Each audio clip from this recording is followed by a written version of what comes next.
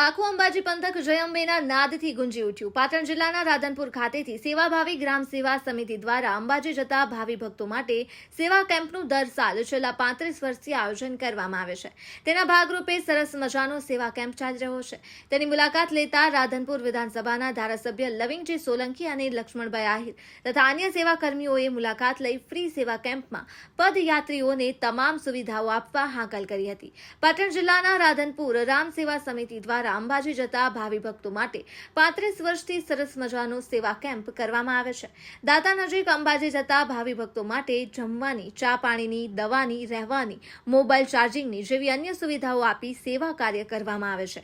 અંબાજી જતા ભાવિ ભક્તો લાખોની સંખ્યામાં સેવાનો લાભ લે છે। તે સેવા કેમ્પની આજ રોજ રાધનપુર વિધાનસભાના ધારાસભ્ય લવિંગજી સોલંકીએ મુલાકાત લીધી હતી। તેમની સાથે લક્ષ્મણભાઈ આહિર, કોન્ટ્રાક્ટર અને અન્ય મહાનુભાવો જોડાયા હતા। આ પ્રસંગે રામ સેવા સમિતિ દ્વારા ધારાસભ્ય લવિંગજી સોલંકી અને લક્ષ્મણભાઈ આહિરનું સન્માન કરવામાં આવ્યું હતું। રામ સેવા સમિતિની અંદર સેવા કાર્ય કરતા પ્રકાશભાઈ દક્ષિણી અને પપ્પુભાઈ માનસી અને ઈશ્વરભાઈ પંચાલ અને પ્રતાપભાઈ ઠક્કર, દીપકભાઈ ખમાર, રાધનપુર રામ સેવા સમિતિની ટીમ અને સુરભી ગૌશાળાની ટીમ દ્વારા મા અંબાના ચરણોમાં જતા ભાવિ ભક્તોનું સ્વાગત છે અને સરસ મજાના સેવા કાર્ય કરી રહ્યા છે। વધુમાં પગપાળા જતા યાત્રિક રૂટ ઉપર બીજા કોઈ પણ અન્ય સ્થળે ભાવિ ભક્તોને કોઈ પણ પ્રકારની તકલીફ ન પડે અને સેવાનો પૂરેપૂરો લાભ લે તેવું ધારાસભ્યશ્રીએ જણાવ્યું હતું।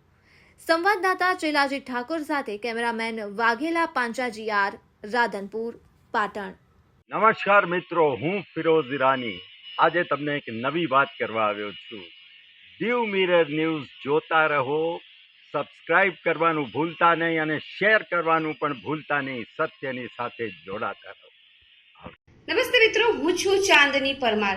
આપની મનપસંદ ચેનલ એટલે કે દીવ મિરર ન્યૂઝ ચેનલને લાઈક કરો, શેર કરો અને ફોલો કરો અને હા, તેમાં દરરોજ તાજા સમાચાર જોવાનું ભૂલશો નહીં। દીવ મિરર ન્યૂઝ દરરોજ લાઈવ અપડેટ ગુજરાત રાજ્ય, દેશ, દુનિયાના તમામ બ્રેકિંગ સમાચારો નિહાળો દીવ મિરર ન્યૂઝ ચેનલ પર।